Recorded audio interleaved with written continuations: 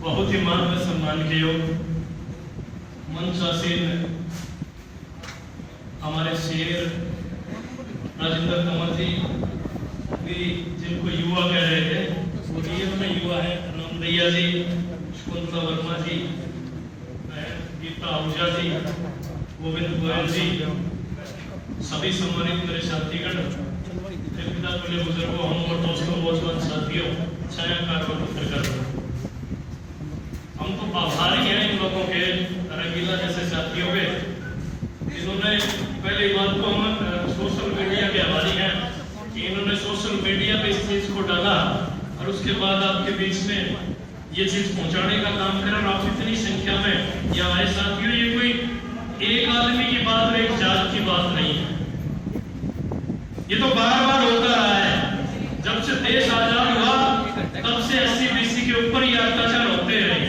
और अगर मैं बैकवर्ड की बात करूं तो बैकवर्ड सिर्फ SC-BC में वो नहीं है, बैकवर्ड तो सारे बैकवर्ड है। चाहे ब्राह्मण बनिए, पंजाबी की बात करूं वो भी बैकवर्ड है। अगर सक्षम है तो वो जाति विशेष के वो भी सक्षम है तारीख तो। आज 2 दिन पहले की बात है, शिवरात्रि की, हिसार में खरड़ गांव में 20 कावड़िए SC के थे, उनको कावड़ तक नहीं चढ़ाने दी गई। और फिर प्रशासन का SHO एक बात बोलता है कि मेरे संज्ञान में तो है, बट अगर कोई आके जो है ना उनकी शिकायत करे तो मैं उनको पकड़ूंगा। हमने उस दिन भी प्रेस नोट दिया था और उनको चेताने का काम करा था कि सरकार आगे आगे और न्यायालय आगे आकर, क्योंकि गरीब आदमी को सारी चीजों की जरूरत होती है। वो क्यों करते हैं?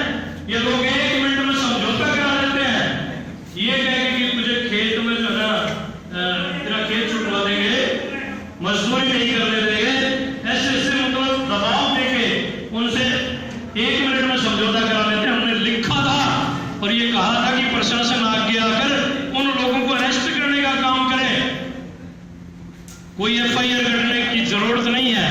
अगर ये व्यवस्था नहीं होगी इस देश में तो फिर गरीब यूं ही लुटते फिरते रहेंगे। साथियों, यूं ही नहीं गिरते अरमानों के फूल जोड़े में, कर्मों की साख को खुद हिलाना होगा। कुछ नहीं होगा अंधेरे को कोसने से, अपने हिस्से का दिया खुद जलाना होगा। आज तो 1 मिनट में जब रोहतक में आगे ये बात होती है तो 22 तारीख को पता नहीं लोग क्यों बोल जाते हैं।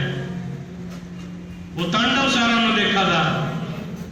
मैं किसी जाति विशेष का विरोधी नहीं हूं, पर इतना जरूर कहता हूं, जिन उपद्रवियों ने हमारे साथियों के साथ ऐसा करा है, हम उनकी ईंट से ईंट बजा देंगे, वो चाहे कोई भी हो। और मैं राजेंद्र जी की बात से भी इत्तेफाक रखता हूं, उन्होंने भी ठीक कहा था। थोड़ी देर पहले मेरी भी SHO सिटी से बात हुई, उसने कहा था कि सर हमने 5 आदमियों को पकड़ लिया। क्यों पकड़ लिया?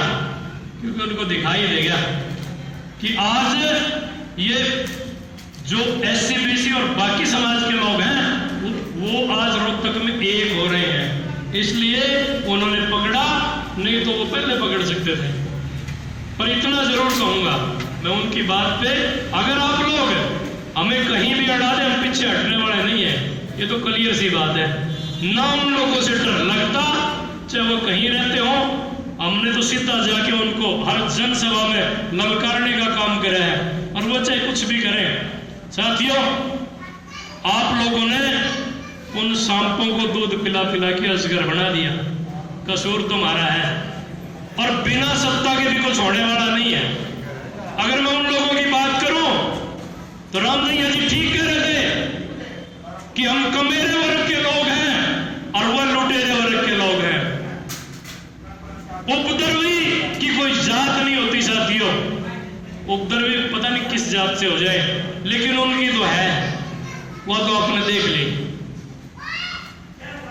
पशु पक्षी भी नहीं रहते बेगाने आशियानों में, और हमने तो 65 साल गुजार दिए साथियों उन्हीं लोगों के किराए के मकानों में। वो किराए के मकान छोड़ने पड़ेंगे, और जब तक वो नहीं छूटेंगे ये लोग यूं ही करते रहेंगे।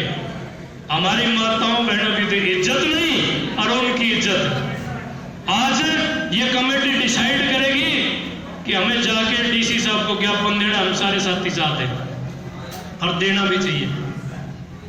हम जाके DC साहब को ये कहेंगे कि 28 के 28 साथी जिन लोगों ने हमारे साथ गलत करा उन 28 के 28 को गिरफ्तार करने का काम करें। लेकिन एक चीज का मैं जरूर कहूंगा सतीश जी साथियों से कि आज ही आप धरने की बात करते हैं, मेरे हिसाब से धरने को पोस्टपोन करना चाहिए, क्योंकि आज धरना नहीं लगना चाहिए। हमें प्रशासन को 5-4 दिन का टाइम देना चाहिए। साथियों, हमने वो देखा था जब खेड़ी तलोटा गांव में सरपंच राकेश यादव को ये कह के मार दिया कि अगर तू सरपंच बन गया तो तेरे गोली मार देंगे।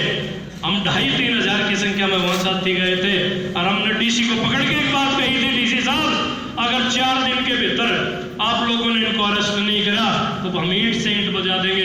डीसी ने बोला जी 1 हफ्ते का टाइम दे दो, हमारे पास टाइम नहीं है, ये तो 4 दिन मुंह से निकल गई, नहीं तो हम तो 2 ही दिन का टाइम देने आए थे।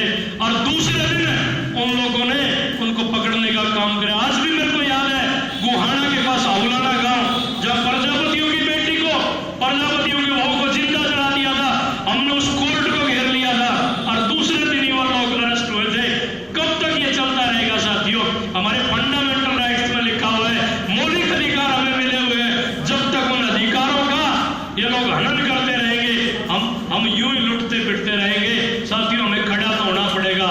बाबा साहब ने एक चीज आपको दी थी, इस उंगली का अधिकार ठीक करने की चीज, उंगली का इस्तेमाल करने की बात आप लोगों को कही थी, लेकिन हम पता नहीं कहां बहक जाते हैं। जब उंगली का इस्तेमाल करने की बात आती है तब वो लोग हमारे से धर्मेले भी निकालने शुरू कर देते हैं, भाईचारा भी निकालना शुरू कर देते हैं। किस बात का भाईचारा हमारे से वो लोग चाहते हैं? अगर भाईचारे की बात है तो उन्होंने गलत किया, इस बात का खुद आके यूं कहे कि हमने गलती करी है और इसका दंड हमें दो, तब तो भाईचारे होते हैं। हम चाहते हैं कि ये लोग उसी गांव में बसे। ठीक कह रहे थे, हम इनको उजाड़ने नहीं आए, हम इनकी प्रोटेक्शन के लिए आए हैं। अगर इनके लिए हमें खून की नदियां बहानी पड़ी तो हम पीछे हटने वाले नहीं है। और एक प्रजापति समाज की बात नहीं कर रहा साथियों, मैं तो पूरे 35 बिरादरी के समाज की बात कर रहा हूं। आज हमारे साथ गोविंद गोयल बढ़िया भी हमारे साथ है, आज हमारे साथ गीता आहूजा जी जो पंजाबी समाज से वो भी हमारे साथ है, गुर्जर समाज से देवान जी हमारे साथ है। फिर रहेगा कौन है? क्लियर सी बात है साथियों, जो कमेटी डिसाइड करेगी। पर एक बात कहता हूं, हमें वहां तक चलना है डीसी साहब के पास तक, तो अनुशासन जरूर होना चाहिए। अगर उन्हीं लोगों की तरीके से हम कोई एजिटेशन करते हैं वो गलत है। आपने मेरी बात को ध्यान से सुना और इतना मान सम्मान दिया, इसके लिए तो आपका तहे दिल से आभारी हूं। जय हिंद, जय लोकतंत्र।